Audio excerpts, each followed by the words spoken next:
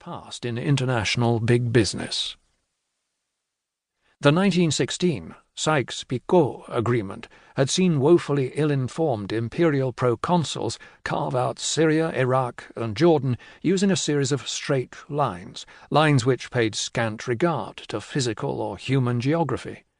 Perhaps the most notorious example is Churchill's sneeze, the triangular indent in Jordan's southern border that supposedly resulted from the statesman's momentary distraction in 1921. In Hewens's account, Gulbenkian's gesture is more sprezzatura than sneeze, and is accompanied by claims to an expertise the others around the table lacked, expertise born of personal and professional experience. The tone and the narrator's portentousness, however, lend Gulbenkian the statesman's authority to determine the fate of millions with the stroke of a pen. In his lifetime, Gulbenkian studiously avoided the press, to the extent that today those who recognize the name often confuse the secretive Calouste with his publicity-seeking son Nubar. Londoners in particular fondly recall Nubar's chauffeur-driven taxicab. Calouste's secretiveness has previously made it difficult to establish even basic facts about his family, education, and career.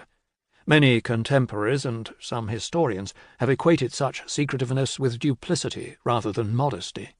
It is common to find Gulbenkian referred to as a shadowy Armenian manipulator, a detested figure whose influence, like his 5%, derived from the liberal dispensation of bribes. Other oil histories have been kinder.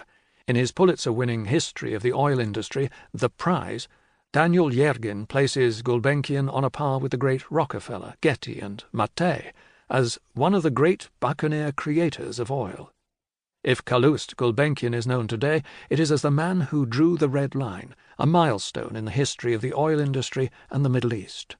The 1928 Red Line Agreement embodied Gulbenkian's personal claim to 5% of TPC's oil, a claim which he later vested in a company, Partex, which continues to this day. Yet on closer inspection the legend falls apart. Although the map was certainly left until the final phase of the negotiations that culminated at Ostend, Gulbenkian showed little interest in it.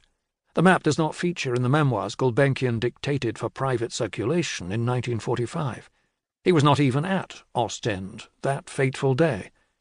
The anecdote is one of several myths, invented by Gulbenkian's son, which tell us more about Nubar's feelings for his father, pride, resentment, sometimes affection, than they do about the man himself.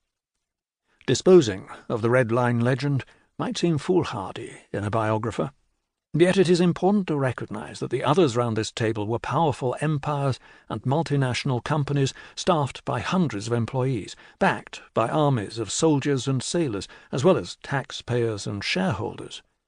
They were hardly going to let Gulbenkian, an individual with no company or state behind him, scrawl red lines over their maps.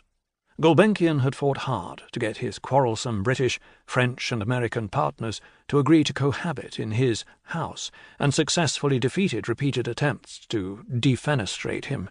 But he was not particularly bothered about the course of the Red Line itself, nor was it his style to make pretty speeches.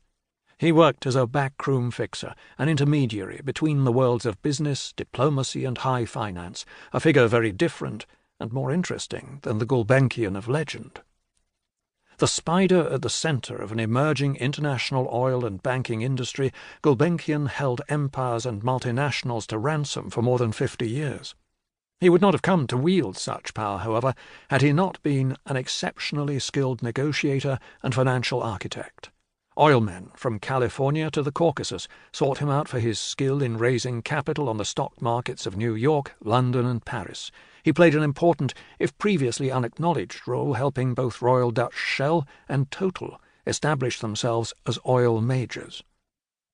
Gulbenkian's deals introduced American oil companies to the Middle East and brought Royal Dutch Shell to America, as well as to Mexico, Venezuela, and Russia.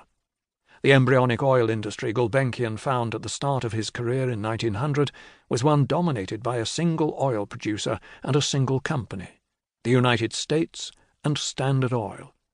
At his death in 1955, the world oil industry was no longer an American monopoly, but an international